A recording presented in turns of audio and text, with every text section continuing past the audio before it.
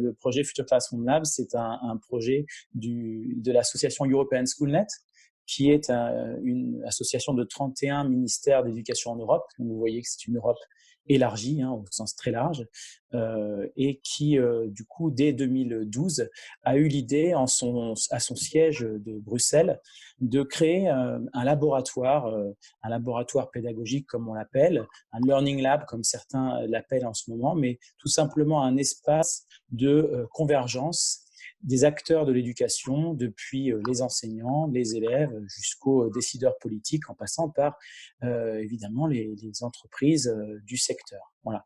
Donc dans ce lieu-là, l'idée c'est d'avoir un espace organisé en fonction des situations d'apprentissage dans lesquelles vont être mis les élèves. On a vous voyez, plein de couleurs comme ça dans le projet qui correspondent finalement à chaque fois à une zone. Avec un verbe, présenter, interagir, etc. Et qui montre que finalement, au-delà d'un showroom de technologie, d'aménagement, de ce que pourrait être la classe du futur, c'est bien un espace, un modèle pédagogique qui est pensé en termes d'environnement et même, je dirais, d'écosystème. Donc, ce qui va être l'objet de ma présentation, ça va être à la fois, on va dire, les origines de ce projet-là, le contenu en termes d'apport que ça peut représenter dans le cadre de la création d'un Learning Lab ou d'un laboratoire pédagogique. Vous noterez ici que Learning Lab, finalement, ça pourrait se traduire davantage en laboratoire d'apprentissage. Et là, il est bien question de pédagogie, et donc peut-être que ça apporte quelque chose de supplémentaire par rapport à ce qu'on appelle basiquement ou habituellement les Learning Labs. Quand on parle de préparer nos élèves à être des futurs citoyens, à de nouveaux emplois, finalement, si on leur demande de se projeter, ils vont se projeter seulement sur 15% de l'existant. Et donc, ce qui est intéressant, c'est de se dire que, quelque part, un des intérêts que les élèves vont avoir, que les futurs citoyens vont avoir, ça va être de développer des compétences qui vont leur permettre d'exercer certainement à terme, non pas un, mais 5, 10, 15 métiers différents, et donc se centrer sur la notion de compétences. Une autre approche qui n'est pas des moindres non plus, si on se projette un tout petit peu dans 5 ans, dans 10 ans, et qui rejoint finalement la même conclusion, c'est l'approche par intelligence artificielle. En effet, on est bien d'accord qu'aujourd'hui, un grand nombre de tâches s'automatisent grâce à l'intelligence artificielle, et que ça pose la question de ce qui est de l'ordre de la machine et ce qui serait de nature humaine. Donc, l'idée, ce serait d'une part, on peut imaginer que certains seraient un peu inquiets par rapport à ça et du coup diraient, bon voilà, l'intelligence artificielle va prendre les emplois des hommes et finalement on va tous se retrouver au chômage. Puis il y aurait une deuxième catégorie de personnes qui seraient plus positives et qui diraient que grâce à l'intelligence artificielle, on va solutionner l'ensemble des problèmes du monde. Évidemment, comme souvent, la vérité se trouvera peut-être entre ces deux points extrêmes, en considérant que finalement, c'est dans un partenariat avec l'intelligence artificielle que l'on pourra construire des citoyens éclairés, des citoyens qui vivent en bonne interaction avec les machines, avec l'intelligence artificielle. De ce point de vue-là, il se pose la question de ce qu'il reste finalement, qu'est-ce qui est fondamentalement humain dans les compétences que l'on doit acquérir aujourd'hui. Et c'est ici que, au-delà des compétences disciplinaires, des compétences transversales, d'usage du numérique évidemment, on va avoir des compétences qui sont propres à l'homme et qui vont rester pendant longtemps. De la compétence humaine.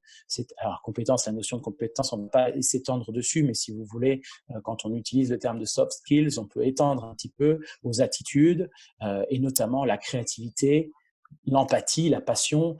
Pour l'instant, on a encore un petit peu de temps avant que notre PlayStation 4 se prenne de passion pour nous. On a encore un peu de temps là-dessus et effectivement, ce qu'il faut développer, c'est un peu la thèse qui est annoncée dans cette idée de partenariat homme-machine. Ce sont ces compétences-là qu'on va discrètement résumer autour des compétences du 21e siècle. Dans ce cadre-là, la mission du Future Classroom Lab, ça va être de voir comment on peut développer davantage ces compétences du 21e siècle. Ça part quand même d'un principe, d'une supposition que il est important dans nos pays que les compétences du 21e siècle soient mises en priorité dans les programmes, par exemple. C'est-à-dire que c'est des choses qui sont encore à conquérir pour qu'ensuite les enseignants se sentent finalement co-responsables de ce développement-là. C'est-à-dire qu'on va pouvoir à la fois enseigner les mathématiques, enseigner l'histoire, géographie, etc., mais en même temps enseigner la collaboration, la créativité, etc., par la façon évidemment dont on enseigne. Et c'est sur cette façon que le projet Future Classroom Lab va agir en proposant une méthodologie de création. Donc c'est le petit schéma que vous avez à gauche de l'écran, de création de scénarios pédagogiques que je crois Marie-Jeanne a pu vous citer en amont. Donc effectivement, ça va être un des piliers du projet Future Classroom Lab, un des leviers par rapport à ce développement de compétences, qui va être de créer des nouveaux scénarios dans lesquels on va être capable de se dire, si les élèves travaillent de cette façon-là, ils vont pouvoir développer cette compétence à tel ou tel niveau. Ça s'appuie notamment sur la recherche d'une chercheuse irlandaise qui s'appelle Deirdre, peut-être Butler, en tout cas Butler c'est son nom, difficile à prononcer son prénom, et qui a pu montrer que pour que les compétences du XXIe siècle, ces compétences-là, la collaboration, l'autorégulation, la communication qualifiée, etc., il y a je vous verrai tout à l'heure la liste, mais ce n'est pas forcément le plus important, pour qu'elles soient développées effectivement par les élèves en situation de classe, il faut qu'elles soient conscientisées en amont par les enseignants. C'est-à-dire que ce n'est pas parce qu'on va dire « tiens, je vais mettre les élèves en groupe » que nécessairement ils vont collaborer. Il faut que dans le design du scénario, dans le design pédagogique, cette notion-là qui va être mise en avant, on ait pu prévoir finalement des situations qui permettent de développer ces compétences-là. En tout cas, qu'on ait conscientisé les compétences engagées. Je parle des compétences transversales ici.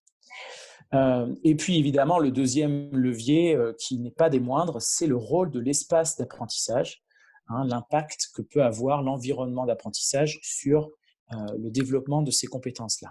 Ce qui est intéressant, c'est que ça sert à la fois au niveau de la recherche, de la pédagogie, en didactique, mais également ça sert au niveau de l'enseignant, tout simplement pour essayer de voir à quel point il développe telle ou telle compétence dans sa classe et comment il pourrait faire s'il voulait la développer à un degré supérieur. Donc, la première étape, c'est de se poser la question, est-ce que les élèves travaillent en groupe? Évidemment, s'ils ne travaillent pas en groupe, ils ne risquent pas d'y avoir collaboration. Pour autant, ce n'est pas un critère suffisant. On sait bien, ça se voit assez régulièrement quand on enseigne, que des élèves peuvent travailler en groupe et pour autant chacun dans leur coin, qu'un élève peut faire le travail, les autres se reposent derrière, ou qu'un élève soit mis à l'écart, etc. Donc, dans cette idée-là, c'est une première étape qui permet d'atteindre, vous voyez, quand vous êtes oui, vous arrivez, si jamais c'est non, si on ne va pas plus loin, au niveau 2. Pour le prochain critère, c'est de se dire, est-ce que les élèves ont des responsabilités partagées? Est-ce qu'ils ont des rôles? Est-ce qu'ils sont capables de prendre en main une partie du travail? Souvent, on associe ça à la coopération, c'est-à-dire que chaque élève va faire une partie du puzzle et on va recoller les pièces ensuite.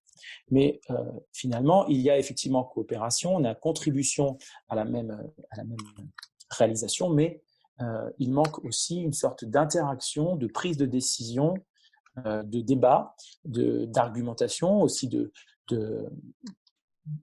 comment dirais-je, il faut faire des choix. Et donc, c'est aussi laisser des idées qu'on avait de côté. Donc, c'est des choses difficiles. Et ça, c'est le niveau, pour atteindre le niveau 4, les élèves prennent des décisions substantielles ensemble. Évidemment, il n'est pas question là de choisir la couleur du fond du diaporama qu'ils vont avoir à réaliser dans le projet. Évidemment, c'est l'idée vraiment de prendre une décision qui va impacter fondamentalement le travail et la production. La dernière étape, c'est de proposer un scénario dans lequel le travail des élèves est interdépendant, c'est-à-dire que si un élève contribue de façon différente à la production, ça va impacter le résultat de façon significative. Voilà un peu, donc pour chaque compétence, vous avez ces modèles-là. Et l'intérêt, c'est de se dire, tiens, dans ma pratique, où est-ce que je me situe et comment je pourrais évoluer si jamais je souhaitais passer le niveau supérieur. En réalité, c'est vraiment l'idée de rassembler des acteurs différents et pour autant essentiels de l'acte d'enseigner et d'apprendre, c'est-à-dire des élèves, des parents, des enseignants, des cadres, des chercheurs, etc. Et dans ce groupe intercatégoriel, eh bien, suivre une méthodologie pour aboutir à des nouveaux scénarios. Donc, je vous donne comme ça trois exemples rapides qui sont très concrets. On a eu un premier scénario suite à ça qui a été construit autour de la compétence résolution de problèmes du monde réel. Donc l'idée, c'est de développer à un niveau élevé la compétence, je résous un problème qui est lié au monde réel. D'ailleurs, on ajoute innovation, c'est-à-dire qu'en plus de résoudre un problème concret qui serait par exemple une occasion de développer des compétences disciplinaires, en plus, je vais rendre quelque chose à la vraie vie. Ça peut être intéressant de prendre un exemple de ce qui s'est fait en CM2, par exemple, sur la géométrie dans l'espace. Ils ont fait un plan de leur salle de classe. Donc, on est clairement dans une résolution de problème, hein, puisque la salle de classe, elle existe en vrai. Donc, c'est un problème du monde réel. Mais on aurait pu dire, bon, ben voilà, on l'a modélisé en 3D, on a réussi, et en plus, on a appris des mathématiques.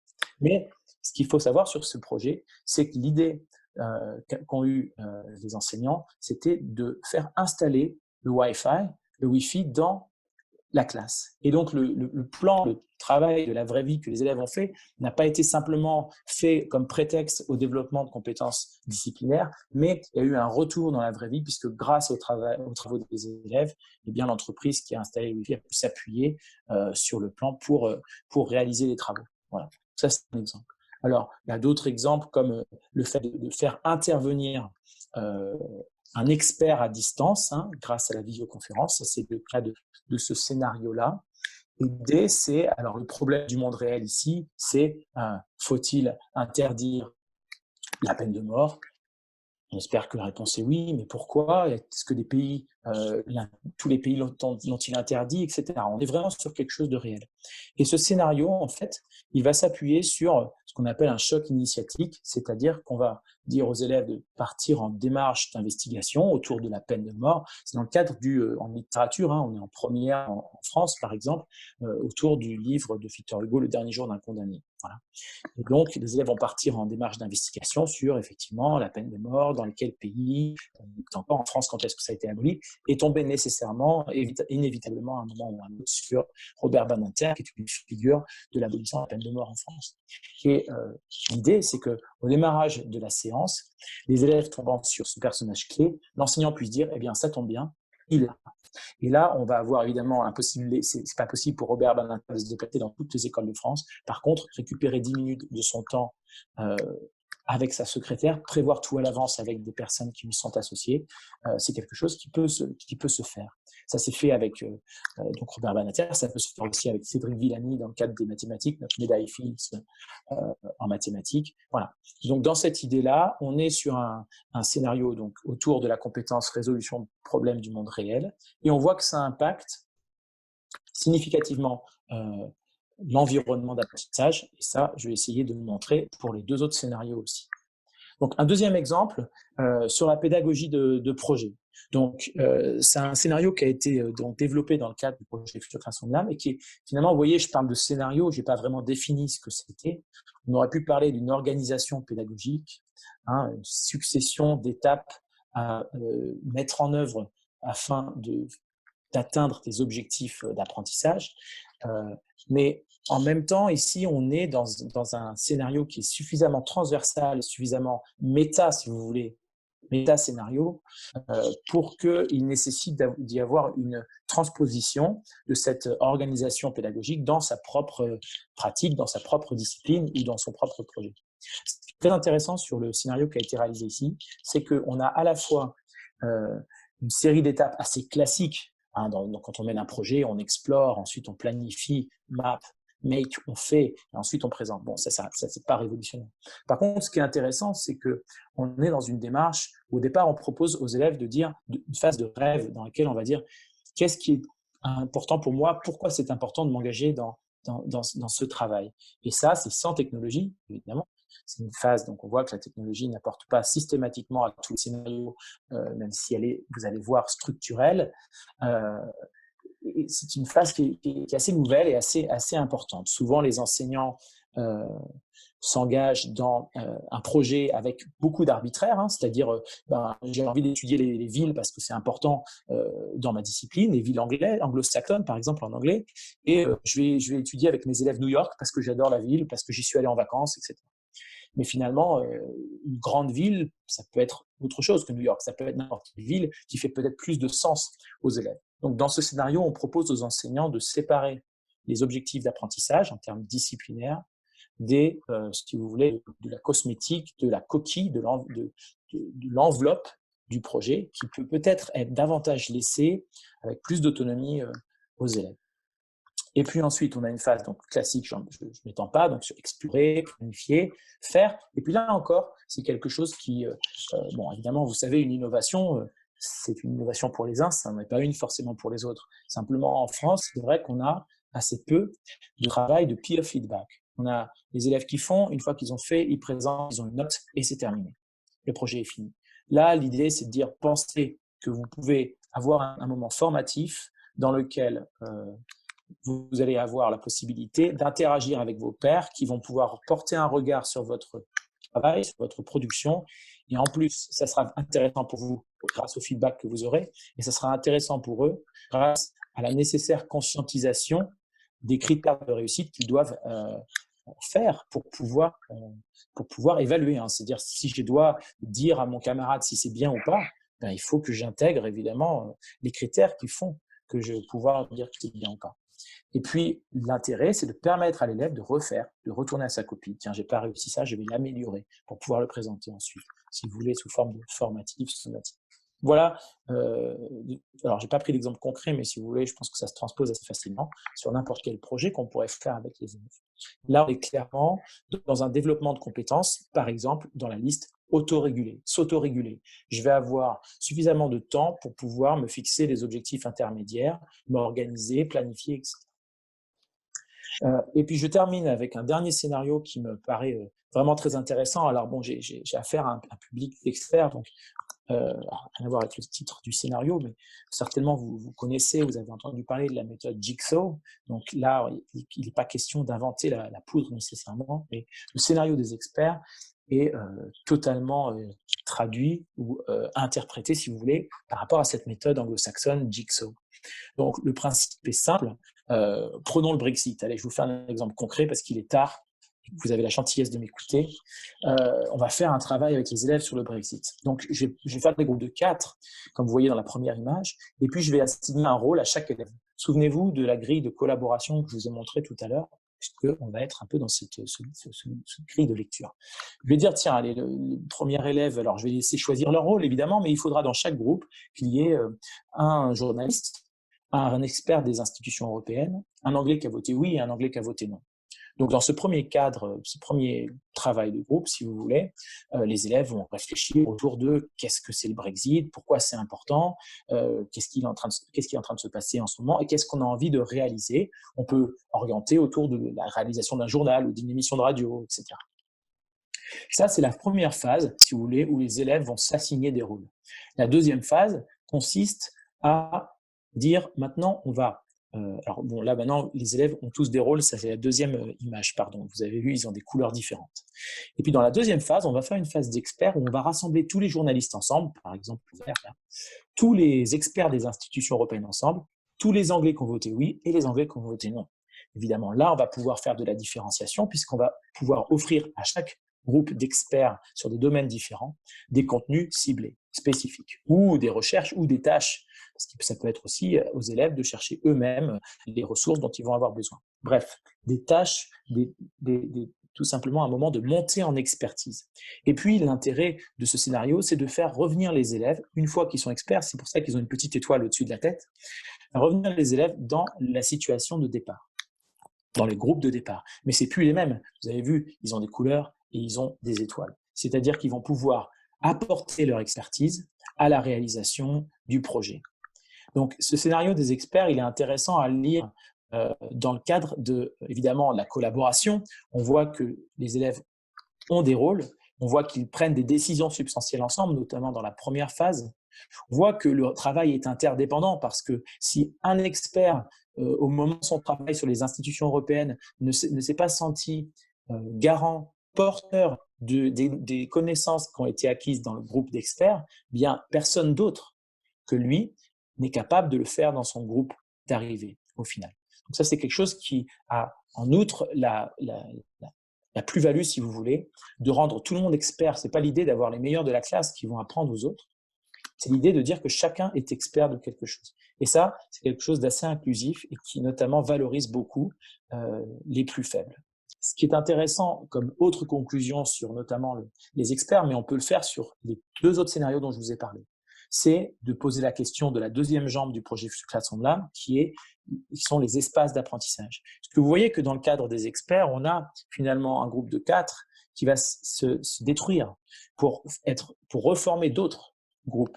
Et puis, ça va se recomposer. Donc, on peut imaginer ça dans une salle classique avec les tables en randonnion devant le tableau, et on voit qu'on va vite être en difficulté. Donc, nécessairement, la compétence impacte le scénario, d'après l'étude dont je vous ai parlé, irlandaise, et à son tour, le scénario va impacter l'environnement d'apprentissage.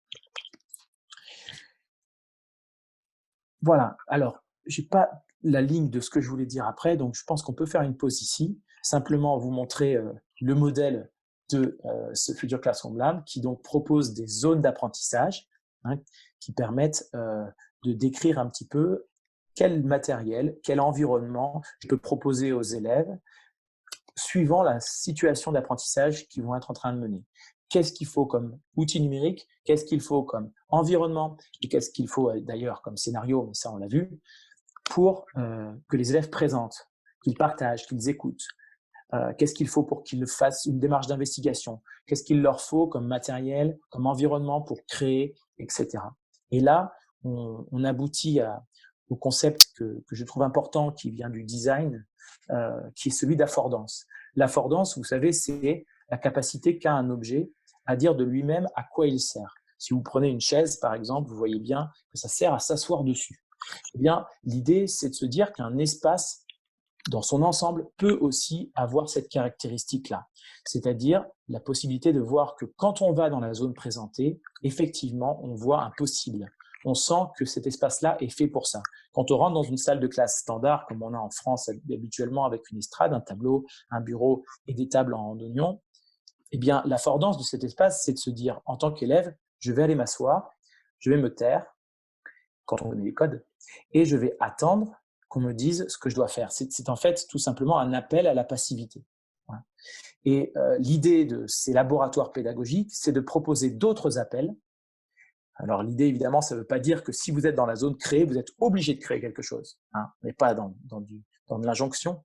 Par contre, on va avoir cette affordance-là, on va avoir cet appel de la zone en question en disant c'est possible. Vous êtes dans ma classe, c'est possible de créer, c'est possible d'échanger, de présenter, de développer, etc. Et quelque part, les mots ne sont pas si importants, même si évidemment derrière, c'est une catégorisation qui fait qu'on a le concept du matériel technologique, des mobiliers qu'on peut proposer, etc. Mais finalement, l'idée, c'est que chaque communauté éducative en établissement se construise sa propre catégorisation en disant quelles sont les zones qui comptent pour nous, qu'est-ce qu'on a envie d'afficher comme message, quelles sont les affordances qu'on veut proposer aux usagers. Pour nous, on adresse cette question de la forme scolaire selon ce triangle-là constitué des compétences, des scénarios, des espaces. Tout à l'heure, je vous ai dit, les compétences demandent des nouveaux scénarios qui eux-mêmes appellent les nouveaux espaces. Vous avez un premier tour de triangle, puisque les nouveaux espaces, alors ça, c'est quelque chose qui serait à montrer, par exemple, hein, mais ce que l'on voit, c'est que ces nouveaux espaces favorisent le développement des nouvelles compétences, justement grâce à cette affordance qui va dire, effectivement, vous pouvez venir parler, parce que c'est l'espace échangé, par exemple, c'est ouvert. Vous voyez, parfois, il y a des injonctions paradoxales quand on met les élèves en îlot. Alors, je ne suis pas contre les îlots du tout, hein, c'est très intéressant, aussi intéressant que le magistral, c'est une question de dosage peut-être, mais l'injonction paradoxale réside dans le fait que quand on veut faire une synthèse ou quand un élève s'exprime, à la fois on les met 2 par 2, donc ils sont censés être en situation de parler les uns aux autres, et à la fois on leur demande de se taire pour écouter la personne qui parle. Donc clairement ici il y a une problématique, et si on a un environnement qui est flexible, ou si on a un espace dédié, parce que vous allez voir qu'en fait, tout est dans cette dualité-là entre quelle flexibilité, quelle modularité je vais donner à l'espace que j'ai et quelle zone je vais pouvoir fixer, dédiée, pour qu'elle puisse être suffisamment affordante pour qu'il se passe des choses que j'ai envie qu'il se passe. Voilà. Donc, c'est cette idée de nouveaux espaces qui favorisent les nouvelles compétences. Et puis, ça marche dans l'autre sens parce que la collaboration, on ne la développera pas en randonnion, etc. Et puis, les nouveaux espaces, ce qui est intéressant aussi, c'est qu'ils nous rendent bien. Quand on a construit un scénario, comme ce qui s'est passé, donc ce que je vais vous montrer dans le Future Classroom Lab du LP2I, là, du lycée pilote, Quand on a construit des scénarios, ils nous ont permis de réaliser l'espace, en fait, de dire quel est l'idéal, l'espace idéal pour accueillir ce scénario-là. Et bien en retour, en fait, ces espaces, avec leur affordance, avec leur capacité à inspirer, ben, nous ont dit, tiens, mais finalement, puisque les élèves peuvent écrire sur les murs, on pourrait écrire une grande histoire comme ça, et les élèves écriraient au fur et à mesure, et le but du jeu, ce serait de sortir de la classe, une fois l'histoire terminée, une espèce de course à l'espace, voilà, des choses comme ça. Et en fait, c'est la salle, c'est le fait d'avoir de la place qui nous a voilà, fait susciter ce nouveau scénario. Depuis 2015, concrètement, comment ça s'est passé chez nous? Alors, je vous ai dit une dizaine d'exemples et ils sont tous singuliers parce que l'idée, c'est pas de calquer un modèle, mais plutôt de proposer un processus qui fait sens pour une communauté éducative locale. Donc là, on est parti avec l'utilisation d'un tiers-lieu. Donc, on est parti aux ateliers Canopée. Vous connaissez sûrement comme un espace un peu différent où sont transformés l'atelier Canopée. Avant, c'était les centres de ressources documentaires pédagogiques qui se sont transformés peu à peu en espaces de coworking, on va dire, en tiers-lieu pour pouvoir faire autre chose que des ressources, mais aussi des services, des formations, etc. Et l'idée, c'était d'aller dans un tel espace, penser différemment avec tout un tas d'acteurs, comme j'ai cité tout à l'heure, des chercheurs, des parents, des personnels de Canopée, etc. Et avec ces acteurs-là, on a essayé de penser des scénarios, on a suivi la méthodologie dont j'ai parlé rapidement, et on a abouti à des scénarios. Vous retrouverez l'espace échangé là, qui en fait est donc l'image au centre. Vous voyez des chaises qui ne sont pas des chaises Node, mais qui sont des chaises en fait de type Node, hein, puisqu'on a travaillé avec l'entreprise de Bressuire qui s'appelle Denis Papin Collectivité, DPC, qui était l'idée aussi de travailler avec une entreprise locale, c'est à côté de chez nous. Et finalement, ce scénario des experts est à l'origine de cette salle. Alors, vous voyez la peinture sur les murs pour pouvoir écrire, des écrans, chaque groupe a son écran, puisque l'interactivité qu'on a, la verticalité qu'on a avec les murs en termes d'analogie, ça nous manque en termes de numérique, hein, c'est-à-dire qu'un groupe qui a, vous savez, nous, alors dans notre lycée, les élèves ont tous leur matériel avec un travail avec la région, donc on est au BIOD, bio-biodie. Et donc, il leur manquait un espace de présentation, un espace de collaboration commun. Donc, c'est pour ça qu'on a, plutôt que de faire un écran vidéoprojecteur pour le prof, interactif ou pas, ou tactile, ou peu importe, on a proposé un écran plus modeste, mais pour chaque groupe. Voilà. Et donc, ce qui est intéressant, c'est que ce laboratoire, il a commencé sans les écrans. Et pour autant, il y a eu un succès assez important. Alors, ce n'est pas 100% des enseignants qui l'utilisent. Hein.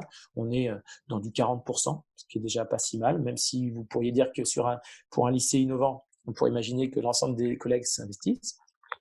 Mais on avance peu à peu. Eh bien, les enseignants se sont appropriés les lieux sans même la technologie. Le fait d'avoir, on parlait d'affordance, ben, vous avez une peinture sur les murs, ça veut dire il est possible d'écrire sur les murs. Ce n'est pas forcément le prof qui va écrire sur tous ces murs-là, il y en a partout. Donc, ça veut dire pour l'élève, tu peux venir poser tes idées, les échanger, les partager, etc.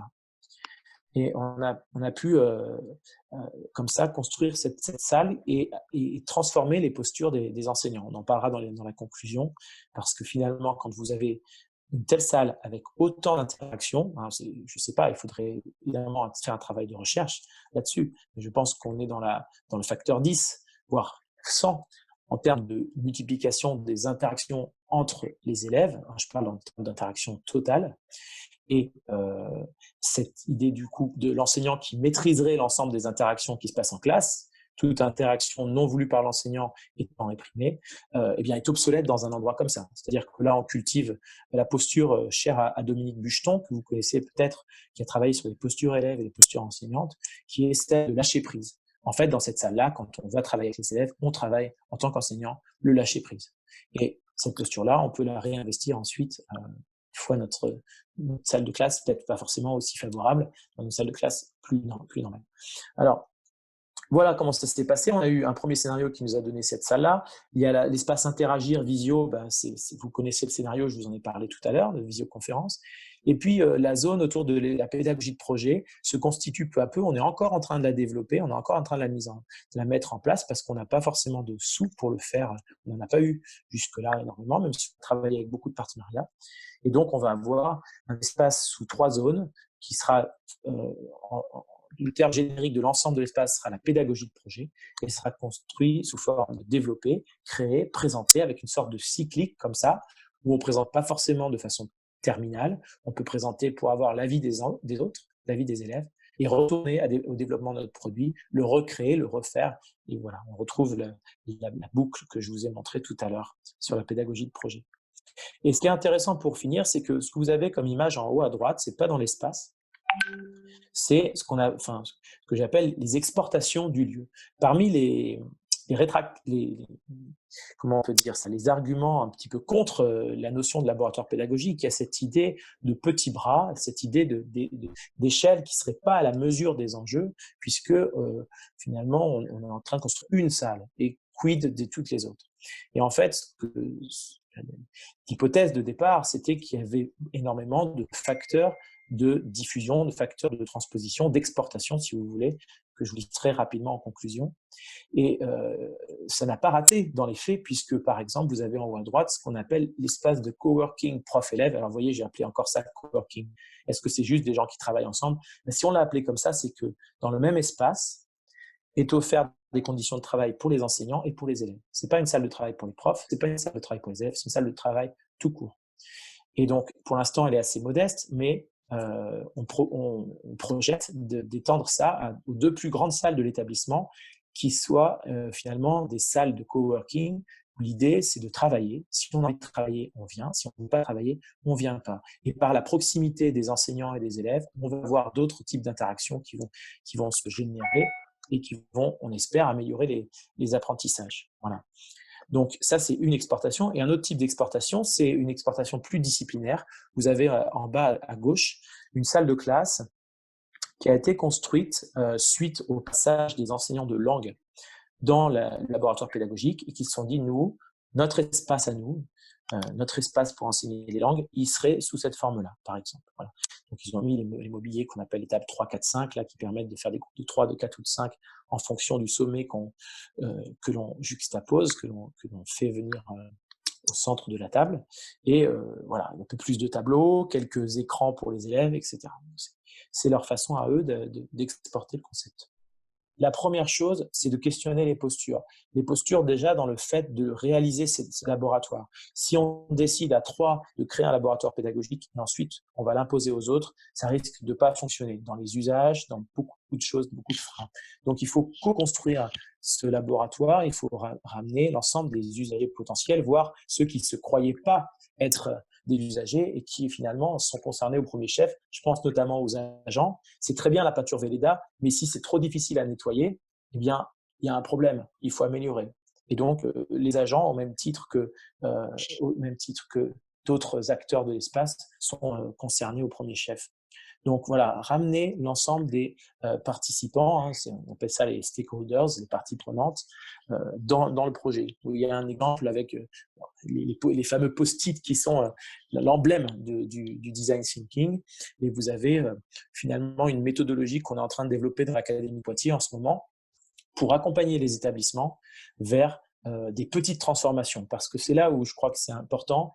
Il n'est pas question que chaque établissement crée son laboratoire pédagogique demain ou sur la volonté du ministre ou sur la volonté du chef d'établissement. Il est question que chaque équipe soit capable d'être accompagnée dans la définition de leurs besoins, dans la définition de leur vision et de la façon dont ils peuvent atteindre cette vision-là. Et déjà, ne serait-ce que faire la démarche, c'est déjà questionner les postures parce que les collègues n'ont pas l'habitude de se parler, n'ont pas l'habitude de se parler. Peut-être ils parlent du week-end, ils parlent des problèmes des élèves, mais ils parlent assez peu de la façon dont ils enseignent.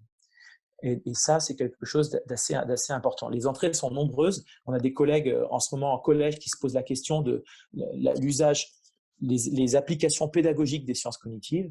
Et donc, au lieu de la poser individuellement, ça ne marche pas. Quand on fait des mises au calme avec les élèves, quand on travaille la respiration et qu'on est un seul prof pour faire ça, on passe pour un fou. Si c'est l'ensemble d'une équipe pédagogique qui s'engage dans cette démarche-là, ça prend une toute autre ampleur. Et donc, l'échelle collective est très importante et fait fonctionner en fait ce design thinking.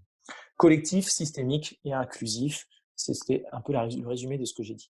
Donc la raison numéro 2, je crois qu'on en a suffisamment parlé. C'est intéressant de voir que cette photo-là, elle a été prise la veille d'une séance que j'avais réalisée avec les élèves, dans lequel l'idée, c'était, au lieu de présenter à toute la classe, on est dans la dernière partie, là, vous savez, present, comme ça, eh bien, c'est fatigant, les présentations qui s'enchaînent les unes après les autres. Il faut faire taire les élèves parce qu'ils ne sont pas attentifs, ou ils sont attentifs les 3 premières présentations, puis pour les 5 groupes suivants, ça ne marche plus, etc.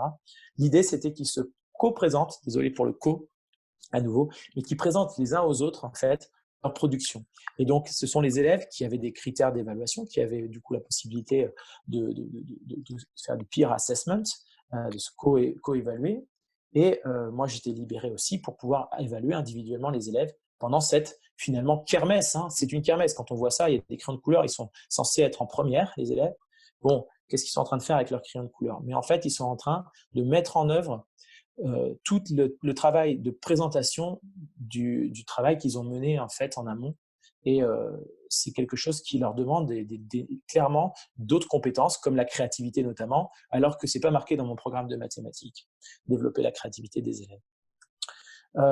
Sur la troisième raison, expérimenter, se tromper, apprendre, je voudrais le placer, cet questionnement-là, évidemment à l'échelle des élèves, parce que c'est en se trompant qu'on apprend, on le sait tous, mais je voudrais le placer aussi à l'échelle des enseignants, parce que ce que l'on remarque, c'est qu'il est très compliqué pour un enseignant de se dire qu'il a le droit de se tromper pédagogiquement. Une erreur pédagogique. Je n'ai pas bien fait mon cours, j'aurais dû le faire autrement.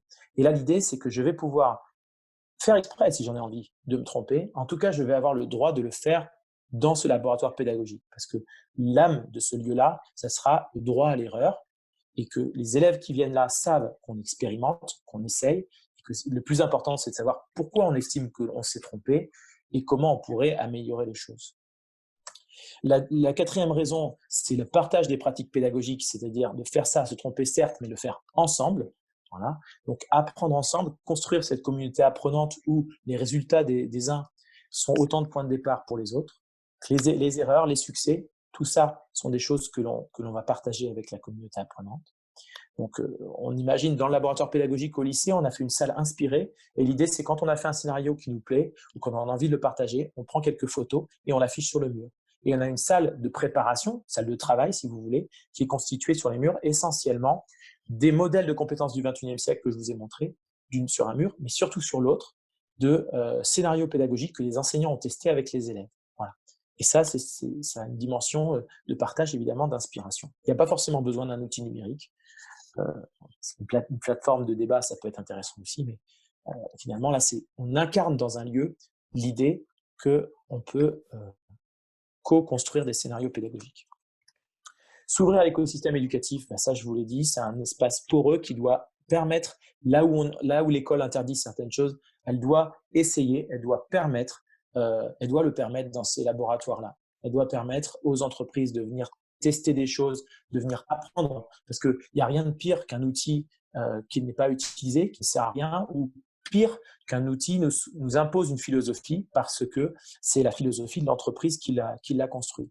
Donc ça, je crois que c'est très important que l'on se parle, et notamment nous, dans notre région, on a une espèce de labellisation EdTech, French Tech, Edutainment, etc. Enfin bon, ça, je vous passe les franglais immondes, mais ça fait beaucoup de sens de se dire on ouvre aussi à d'autres acteurs, et en particulier à la recherche. Pour finir, c'est l'idée du transfert. Alors, je vous donne une petite liste de transferts. Là, vous avez sous les yeux un labo de maths. Alors, en fait, en France, il faut savoir qu'il y a eu une réforme. Il y a eu un rapport de Cédric Villani et M. Torossian sur la question de l'enseignement des mathématiques en France. Et parmi les recommandations, il a été question de créer des laboratoires de mathématiques. Laboratoires de mathématiques, une sorte de porosité entre le secondaire et la recherche, une fait de apprendre des mathématiques, revaloriser la discipline, blablabla. Donc, cette idée-là, finalement, c'est déjà de façon interdisciplinaire, transdisciplinaire, l'idée du laboratoire pédagogique. Et là, vous avez sous les yeux notre laboratoire de maths à nous, notre exportation mathématique du laboratoire pédagogique. Donc, on peut transférer les aménagements. Vous voyez que là, en fait, il n'y a pas d'aménagement, c'est des chaises normales, c'est des tables normales. Il y a juste plus de tableaux sur les murs. On peut transférer technologie. Là, il n'y a pas eu de transfert de toute technologie, c'est le biode des élèves. Principalement, il y a un vidéoprojecteur au tableau classique. Le transfert de scénario, là, on est dans un travail d'échange de savoir, échange réciproque de savoir. Donc, les élèves, en fait, s'aident grâce à un Google Doc. Ils savent qui a besoin de quoi et qui peut aider sur ça. Et donc, ils viennent te voir naturellement pour s'entraider. Et puis, évidemment, sur les postures, c'est-à-dire que moi, en fait, où je suis sur la salle, je suis en train de prendre la photo, tout simplement.